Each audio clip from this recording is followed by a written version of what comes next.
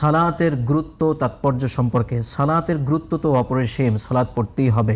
জি। তো সালাত আমরা কিভাবে আদায় করতে পারি? রাসূল করিম সাল্লাল্লাহু আলাইহি ওয়াসাল্লাম বলেছেন, ইন্না আহাদাকুম ইযা সাল্লা ইউনাজি রাব্বাহ, যখন তোমাদের মাঝে কেউ সেজদা দেয়, তোমাদের মাঝে যখন কেউ রুকু দেয়, সে মূলত রুকু সেজদা দেয় না, প্রকৃতপক্ষে সে ইউনাজি রব্বাহ, ইউনাজি মোনাজা মানে হলো গোপনে আল্লাহ তাআলার সাথে কথা বলা। মানে বান্দা যখন সেজদায় যায়, সালাতে যায়, সে প্রকৃতপক্ষে আমরা যখন দেখতে পাই, বাহ্যিক দৃষ্টিতে আমরা দেখি যে বান্দা রুকু করে, সেজদা করে, তাসবিহ পড়ে, কোরআনুল কারীমের তেলাওয়াত করে, ওই তেলাওয়াতের সাথে আবার আরেকটা সূরা মিলায়, সূরা ফাতিহা প্রথম সে পড়ে।